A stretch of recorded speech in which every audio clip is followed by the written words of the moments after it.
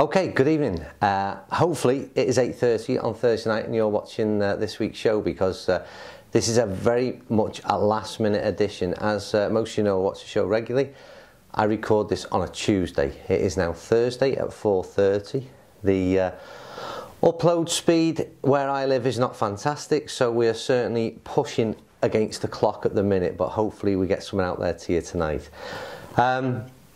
Reason for the rush is I've been away for best part of 3 days, and like I said, it's been a bit hectic, but we're going to put, I thought about leaving it, not having a Thursday night golf show, but I refuse to admit defeat, so we're going to do our very best to put something together and hopefully end up with some sort of show. Anyway, let's start with the US Open. Erin Hills winner Brooks Koepka.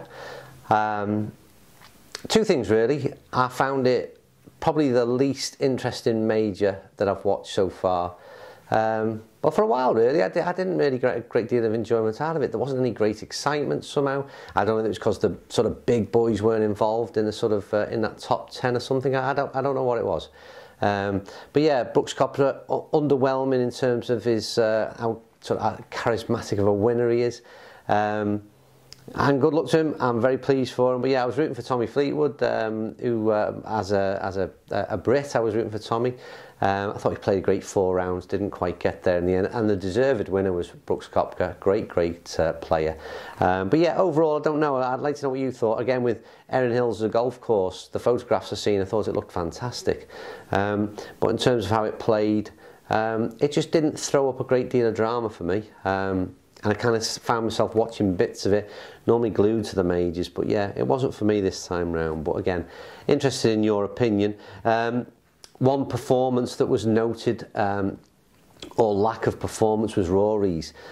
Steve Elkinson jumped on him and missing the cut, and he commented straight away that Rory looks bored with golf, which is a bit harsh to say the least, and Rory duly responded. But I think it is a shame to see his dip in form. He was pretty poor, not his usual self, and obviously he's had a very sort of well, an injury prone, I suppose, year, and I'm hoping that he gets some games together. He's got I think it's the Travellers Scottish Irish Open he's playing in, and then obviously the Open itself, so he's got to get his head down and find some form, and I hope he does that very, very quickly. I like to see Rory playing well.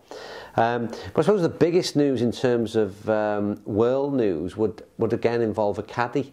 We've spoken about caddies a few times this year on the show, and for me it's a bit of an odd one. I didn't see this one coming at all. Phil Mickelson and Bones, as he's known, been together for 25 years, and the statement says that they've mutually agreed to part ways, and I don't know, maybe seek inspiration from others. I don't know. I find it very bizarre, really.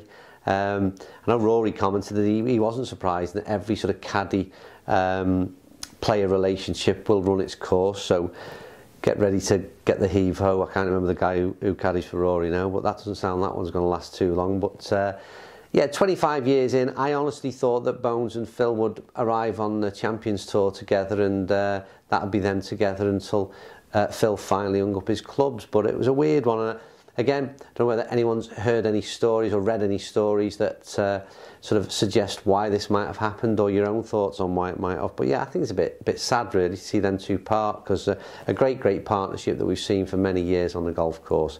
And I suppose the interesting thing it throws up is whose bag will he be on next, because he's a lad with a huge amount of experience. He's sort of certainly been there and done that at the majors, obviously, and that kind of experience on a maybe a younger guy's bag, and somebody like, it was suggested, Jon Rahm, who has come out and said that no, he's perfectly happy with the guy he's got, but maybe that sort of player who's really got that game to take him to the next level, to have that experience on the bag, I think is invaluable really. So again, any ideas on who you might think might end up he might end up carrying the bag for in the months ahead. Now then, Rush show, so I'm going to mention quickly, I said last week we're going to make the draw for the 3 prizes that we've put a close on. Not been able to do that due to this rushed element of the show. So the good news is, if you've not entered, you've got a week to do so. Don't forget, that's winwithtupload.com. get your name in the hat, and I'll make sure that we make the draw next week to find some winners. Right, product news. Interesting one for me this, I think, and interested in your comments, because I think it's fair to say Callaway have had a bit of an hard time with it on a number of levels, really. Both Callaway and TaylorMade have been hit in terms of how often they've released product over the last, whatever, 5 years. And it's something that people, golfers, have not been too pleased with. And then obviously last week or week previous, the news that the Epic irons were being released, and this huge price tag that again caused them, from what I've read, again it was a bit of a backlash in terms of the costings, so another strange sort of marketing ploy from Callaway. And now they've released another set of fairway woods. I mean, I don't know how I feel about it. I think ultimately for me, as a consumer, you have the choice. You know, if you don't want to buy these things, you don't. So I think as Callaway as a manufacturer, they make the opposite choice, is that if they want to release product and they see this product to be released, and they do so at their own potential cost. If they're releasing product too soon and people don't want to buy it, then obviously sales fall. So I think it's very much the power is in the hands of the consumer on this one. But anyway, back to the product itself. They've released the Steelhead XR, and like I said, it's 3. You can get it 4 wood, you can get it 5 wood, you can get it 7 wood. I think Heavenwood, which was the name of their utility club, I think, if my memory serves me right. So whole new range, and I've got to say, as somebody who's I don't know what the word is, but I like to see the new product, and I certainly I like it since I've been testing it. These look absolutely stunning. So I've well and truly fell for them already, and I'm so gullible, aren't I? And I've not even had a go yet, but they look absolutely superb visually. How they play, of course, is another thing, but from what I gather, in the shops August 20th, so we should get them late July for some testing, get some videos out for you, and see how they go. But again, I suppose the comments will come in as to whether or not you think, yeah, again, it's just too early for another release from Callaway. But yeah, see what your thoughts are. Now then, explanation as to why I'm so rushed this week, and maybe this has hit you a bit late, I don't know, but I've been away. I went away on Monday, Tuesday to York with Liam from Golf Vlogs UK. Trip was organised via Glencore Golf. You know Glencore Golf, they feature a lot on the show, and it's one of majority of their breaks are based on Europe, but they do UK golf breaks, and one of the ones they really focus on, have a stronghold on, is York. That's where they're based.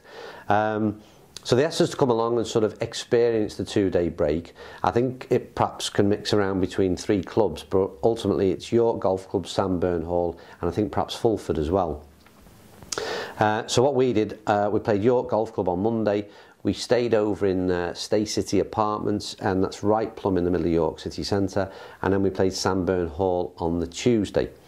For those of you who don't know, York, I'd say Parkland / Heathland style course, absolutely immaculate condition that was. Played it in some like 30 degrees heat. It was warm, and we were walking. It was a tough one. Greens was running some like 11 on the stimp meter. The guy who was testing the greens when we were there, with not an absolute bump in them. They were superb. The course was pristine. Great clubhouse. Honestly, really, really nice track.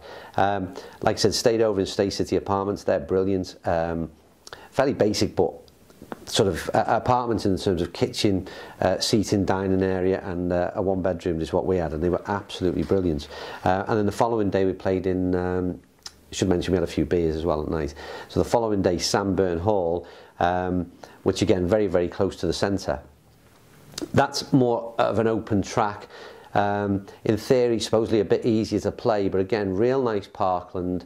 Like I said, probably a little bit easier than York. So you play your main day on the Monday, I would think, have a few beers, and then you want the easier walk on the Tuesday, might be the way to do it. But very, very enjoyable on both occasions. And I've got to say that the course vlogs that we filmed, I can't wait to get them out there. They're potentially, well, they're the best course vlogs that I've been involved in, but as you know, I don't do a lot of course vlogs. I've watched a few over the last few years, and again, I can't think of anything that's got more drama, more humour than what happens. I'm running through my head in how much you give away at this thing. I mean, could there have been a hole in one? you will have to wait and see. There is so much going on. The result itself is absolutely belting. There's a forfeit involved as well, which adds to the pressure. I just can't wait to get the videos out. I think that we've got so there's 2 lots of 18 holes split into 2 on Liam's channel, 2 on this channel. Hopefully start to feed something out to you next week, but I certainly do not miss them. They are absolute belters. And it got me thinking, and this is where I want some input. Well, I want input on 2 levels really. The trip that we did was really enjoyable. I've obviously golfed everywhere across the UK. I've never golfed in York before, and how close these were to the city centre, the convenience of the travelling, everything about it. The Stay City apartments were really, really good, and I mean that as well, genuinely. And I'm just thinking whether or not, how many people would be interested, how many taggers out there would be interested in getting together for maybe that same break in sort of September time, because I think I've spoke to Liam about maybe we could look to put some kind of match on, Ryder Cup style. If we can get enough people involved, I'd love to do that whole thing again later on in September, but it's gonna, I'm led by yourselves. I mean, obviously it depends whether or not you fancy it. York, fairly central in terms of where we are in its position in the country, I suppose. But yeah, let us know, comments down below, if you'd like to register some interest and see if you fancy it. So yeah, I thoroughly enjoyed it, and yeah, I hope to see you there. Maybe we'll wait and see. Second thing, we had a quick chat about how the old YouTube thing works, and what I'm finding is that I'm not asking for your help, and your help in that I need you to give us some thumbs up and some likes, because that's what helps generate the interest in the videos and gets them pushed around to other areas and on the suggested videos and whatnot. So if you do like what you see, I will ask, can you give us the thumbs up? I'd appreciate that. As ever, I love the comments down below, so I always like to interact with those. And finally, before I do go, because of this short, brief episode that we're running this evening, I'm going to release another video half an hour after this one, and I'm saying that because I don't know how quickly I'll get this up and live tonight. It might be a bit late than 8:30, but in half an hour's time, I'm going to put also out my video that I did, the Epic irons versus the M2 versus the Callaway Big Berthas. So there's a little bonus video thrown out there as well. Anyway, bit of a rush one. Like I said, probably not the content as good as normal, but I hope you enjoyed it all the same, and I hope you enjoyed the efforts that we tried to get something at least out there to you to relieve the boredom of maybe Coronation Street or something like that. Anyway, thanks for watching, and don't forget those thumbs up, and I'll see you soon on 2Upload TV. Thanks, bye.